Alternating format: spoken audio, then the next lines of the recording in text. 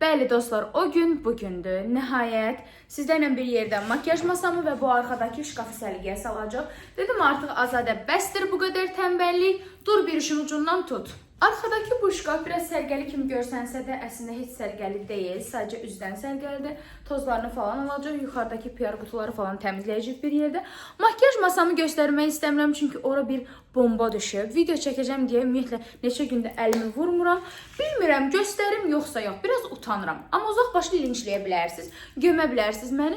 Olsun, amma başlayaq artıq.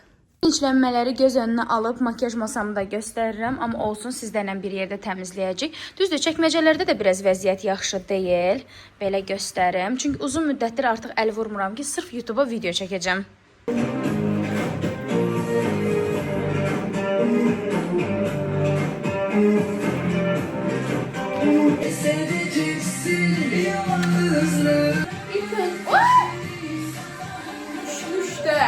Şkafı boşaltmaqla başlayıram, tozları alacağım, bir məhsulları silib yenidən yığacağım. Ben ne isteyen düşman olsun bilmem.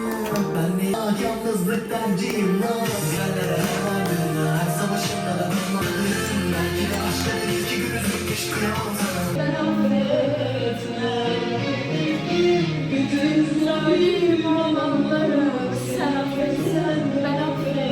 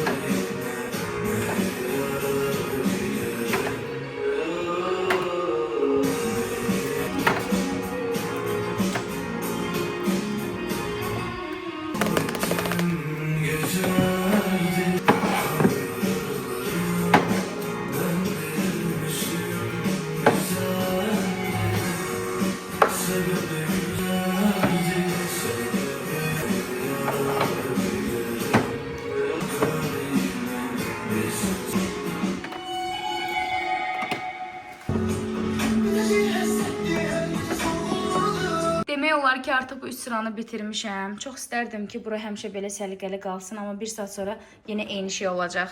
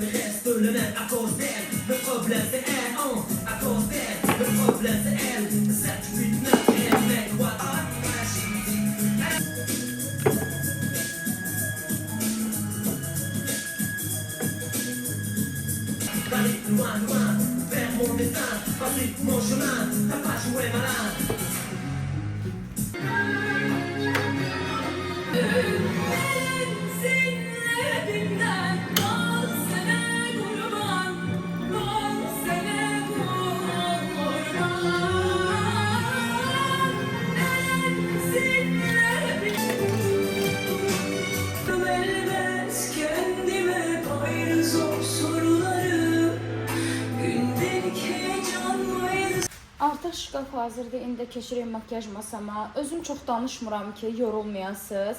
Tez-tez yığışdırıram. Arxadan da biraz musiqi qoşmuşam. İndi də keçək bura.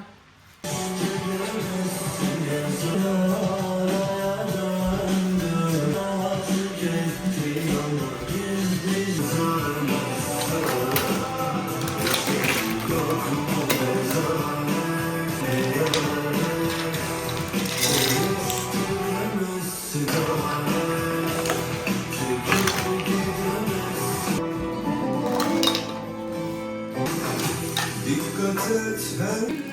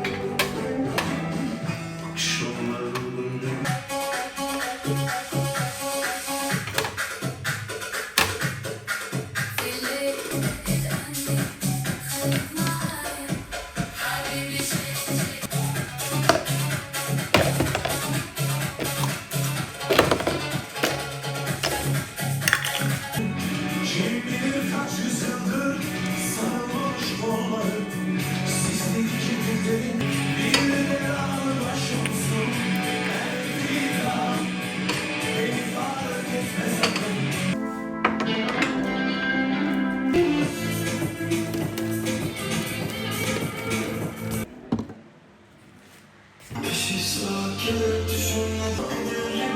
O qədər yoruldum ki, qızlar. Heç halım yoxdur çəkməcələri təmizləməyə. O şkafı, bir də masanın üzərini təmizlədim. O qədər bitən ətirlər, makyaj məhsulları, baxım məhsulları var idi ki, hamısını atdım. Bayağı biraz bura seyrəkləşdi. Yəni məhsullar azaldı da. Nə qədər şey bitirmiş. Yəni indi editləyəndə görəcəm ki, 11-12 dəqiqəlik videodur, amma bu video mənim 3-4 saatım aldı. Görün saat neçədən başlamışam.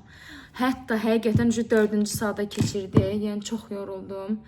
Yəni video bu qədər. Növbəti videoda da masanın içərisindəki o çəkməcələri yığışdıracağam.